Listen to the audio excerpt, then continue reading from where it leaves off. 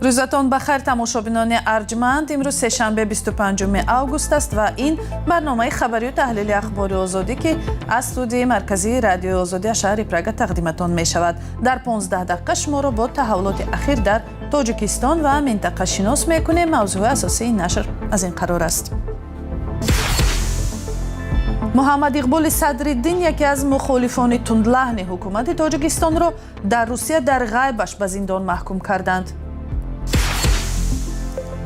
مشاهده سرگاه چند دریای بزرگ تاجیکستان نشان داده است که برف‌های موسمی در آنجا تقریبا آب شده و از بین رفتند. اگر که برف‌های موسمی یعنی در دوره تابستان در اول آغاز فصل تابستان از بین روند، الکی آبشوی پیریخ‌ها بیشتر می‌گردد. تاجیکستان می‌خواهد اقتصادش هر چه زودتر رقمی و یا پیشرفته شود، ولی آیا رسیدن به این هدف در طول 4 سال تعیین شده امکان پذیر است؟ یک منعقد تندلحن حکومت تاجیکستان را در روسیه به 21 سال زندان محکوم کرده به جستجوی بین المللی دادند. محمد اقبال صدرالدین مدیر پایگاه اصلاح و رهبر حرکت اصلاحات خواهان تاجیکستان در خارجه روز 25 آگوست به رادیو آزادی گفت که حکم دادگاه نظامی مسکو در غیبش صادر شده به برنامه و صحبت‌های او درباره جنگ روسیه در اوکراین پیوند دارد. یافته‌های رادیو آزادی نشان داد که حکم محمد اقبال صدرالدین هنوز ماه اپریل امسال صادر شده است. کمیته تفتیشات روسیه پیشتر در بیانیه گفته است محمد اقبال صدرالدین در سالهای 2022-2026 در یوتیوب نوارهای گذاشته است که دارای معلومات ضد فدراسیون روسیه، شهروندان و نهادهای دولتی آن بودند. در یک سال آخر این نماینده دوم گروه‌های مخالف حکومت تاجیکستان در خارجه است که روسیه برای اظهار نظرهایش درباره جنگ در اوکراین غایبانه به سالهای دراز زندان محکوم کرده است. پیشتر دادگاه بسمن شهری مسکو شراف‌الدین گدایف رهبر جنبش اصلاحات و رشد تاجیکستان را برای پهن کردن خبرهای گویا دروغ درباره ارتش روسیه و جنگ این کشور در اوکراین 8.5 سال از آزادی محروم نمود، هرچند خود گدایف این اتهامات را به اساس مینامد. محمد اقبال صدرالدین که در گذشته عضو حزب در تاجیکستان ممنوع نهضت اسلامی بود، سال 2025 از آن بیرون شد و جنبش نوی اصلاحات طلبان را تأسیس داد. مقامات تاجیکستان صحیفه‌های مربوط به او را ممنوع و افراطی دانسته به ضد خودش با اتهام تندگرایی پرونده باز کردند. خودش همه این اتهامات را رد می‌کند. مشاهده متخصصان تاجیک در ماه گذشته نشان داده است که در حوزه زرافشان، یک دریای بزرگ کشور، برف‌های موسمی تقریبا همه آب شدند. آب شدن پیریخ‌های موسمی فقط یک پدیده طبیعی نیست، بلکه عاقبت‌های دارد که سبب رنج کشیدن مردم عادی در حوزه این دریا می شود. از این آب‌ها هم مردم تاجیکستان و هم مردم ازبکستان می نوشند و زمین‌های خود را آبیاری می کنند. همکارم طاهری سفر گزارش می دهد.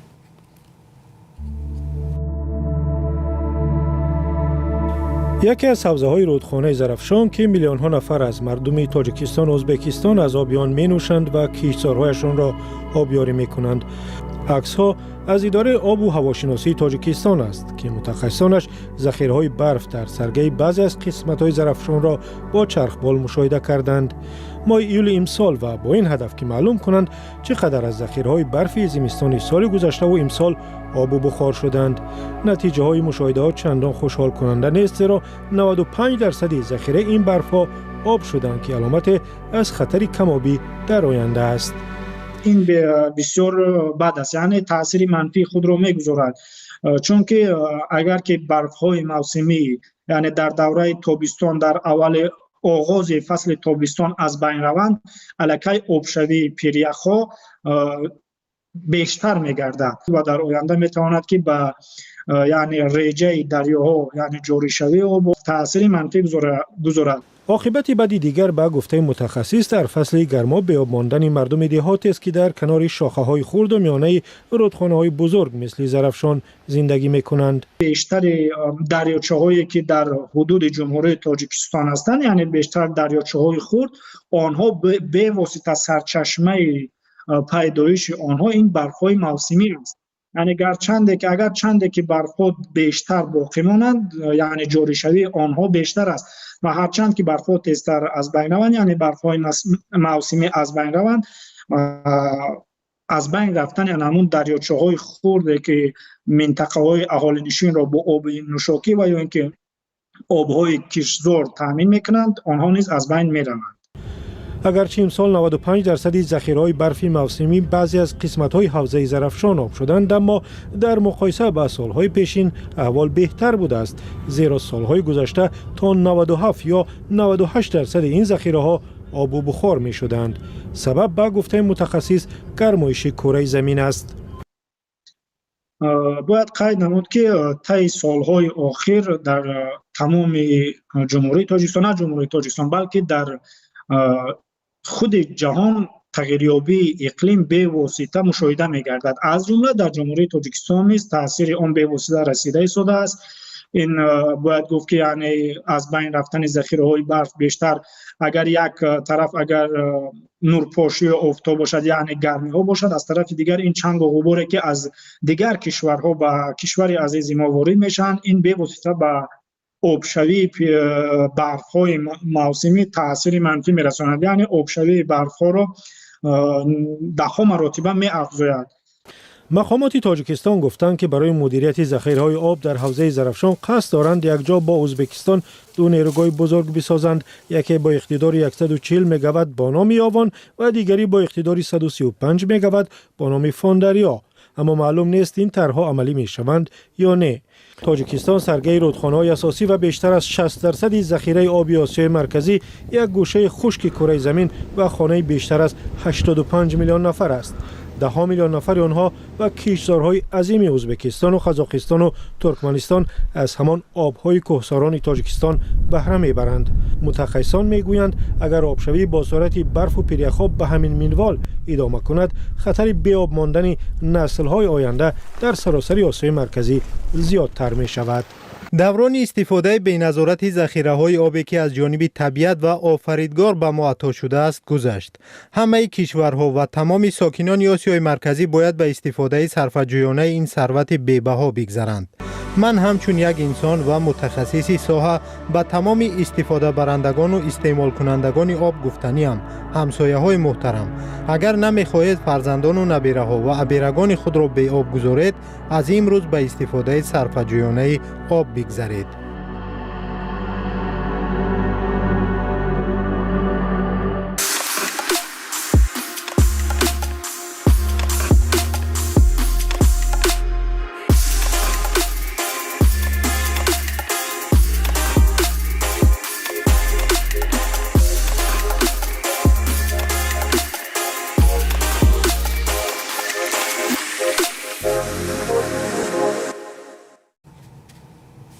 در تاجیکستان ماه آینده یک همایش بین المللی تاچ تک 2026 برگزار می شود که به موضوع رشد و گذریش به فناوری های رقمی اختصاص داده شده است.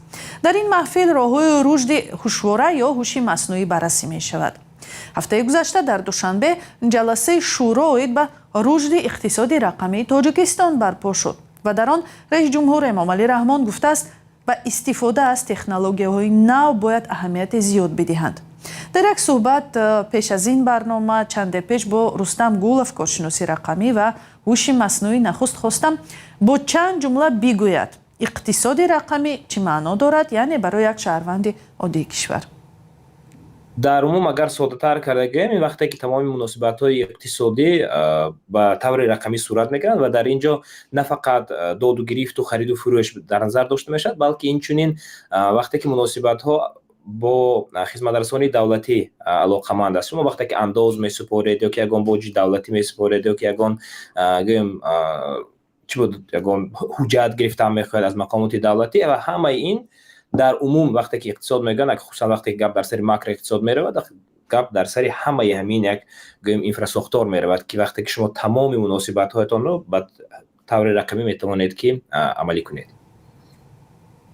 саволи дигарам аз Рустам Гулов ин буд ки шояд ҳам баъзеҳо гӯянд то замони таъмини интернети қавӣ ва барқи доимӣ эҷоди иқтисоди рақамӣ номумкин аст. аз назари шумо чӣ, то куҷо Тоҷикистон барои гузариши пурра ба иқтисоди рақамӣ дар 3-4 соли оянда омода аст? не, гап дар сари он нест ки дар ҳама ҷо бояд барқ бошад, дар ҳама ҷо бояд ки интернет бошад. албатта ки ин ду омиле ҳаст ки хеле муҳиманд барои ҷорӣ кардани иқтисоди рақамӣ, лекин дар умум шинем мунтазир шавем ки кай 100% ҳама ба интернет дастрасӣ пайдо мекунад ва дар ҳама ҷо барқ мешавад. албатта ки дар кор нест. мо бояд ки аз ҳамон шароити мавҷуда самаранок истифода бурда ин корро шурӯъ кунем ва он коре ки рафта истодааст фикр мекунам сари вақте аст. ҳоҷати мунтазир шудан ки дар ҳама ҷо барқу интернет мешавад нест. ва саволи дигарам ин буд ки аз рӯи маълумоти шумо то куҷо дар кори ҳамарӯзаашон вазирон, сарвазир ё худи президенти Тоҷикистон аз компютер, телефони ҳушманд, аз шабакаҳои иҷтимоӣ истифода мекунанд? манзурам ин аст ки оё онҳо ҳам аллакай фаъолона шахсан ҳамчун масъули давлат аз ин дастгоҳҳо барои кор истифода мекунанд?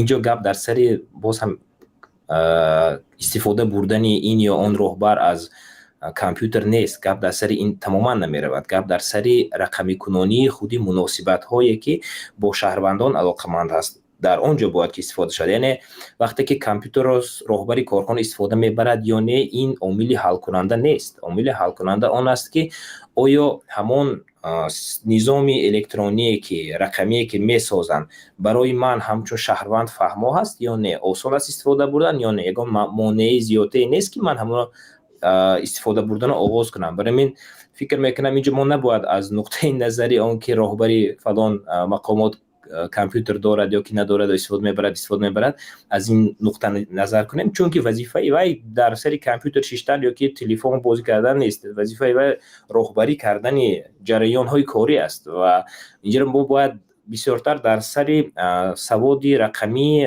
аҳолӣ суҳбат кунем ва гап занем ва фикр кунем. ва яке аз то ҷое ки манам хабар дорам, яке аз ҳамон самтҳое ки дар онҷо таъкид шудагӣ буд аз шӯрои гузашта, яъне баланд бардоштани саводи рақамӣ ва дар онҷо ҳатто вазорати маориф низ вазифагузорӣ шудааст дар ҳамин вазорат ки саводи рақамии аҳолиро баланд бардоштан дар кор аст ва ин чиз омили муҳимтар аст. ташаккур. Рустам Гулов, коршиноси рақамӣ ва ҳуши маснӯӣ ҳамсӯҳбати мо буд. суҳбати муфассали ӯ ба зудӣ дар вебсайти озодӣ.орг нашр мешавад.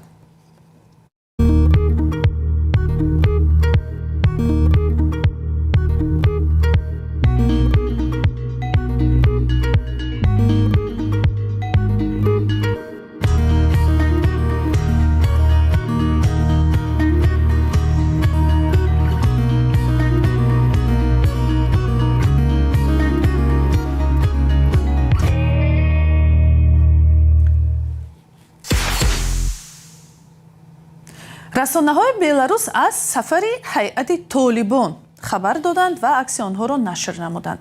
вале пас аз чанде ҳамаи ин хабарҳо ва аксҳо пок карда шуданд. чанде аз ин аксҳо сафари мақомоти толибонро ба корхонаи панири слуц дар маркази беларус дар рӯзи 21 август нишон медоданд. дар ин байн пазироӣ аз толибҳо дар беларус таваҷҷӯҳи расонаҳои мухолифони ҳукумати президент Лукашенкоро ба худ кашид. корбарони зиёде ба он ишора карданд ки Минск намояндагони расмии ҳукуматеро меҳмондорӣ кардааст ки дар поймол кардани ҳуқуқи занону духтарон ва камшуморони миллӣ шӯҳрат дорад. раҳбари мухолифони беларус Светлана Тихановская ки ба хориҷа ронда шудааст ба Радиои Озодӣ гуфт ки ин аксҳо инчунин дурӯягии мақомоти кишварро ошкор мекунанд. ӯ гуфт аз як тараф режим рӯзноманигорон, фаъолон ва гурӯҳҳои ҷомеаи шаҳрвандии беларусро экстремист ва террорист эълон мекунанд ва аз тарафи дигар он орому оҳиста намояндагони толибонро истиқбол мекунад ва ба онҳо ҳамкорию тиҷоратро машварат мекунад.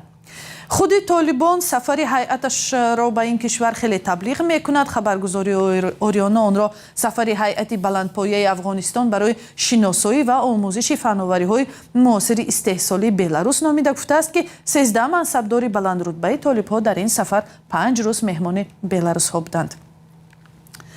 و بینندگان ارجمند برنامه اخبار آزادی در همینجا به انجام میرسد ولی این همه مطالب ما نیز. برای خبرهای بیشتر به سامانه ما مراجعت کنید azadi.org. از ما همین، خدا نگهدار.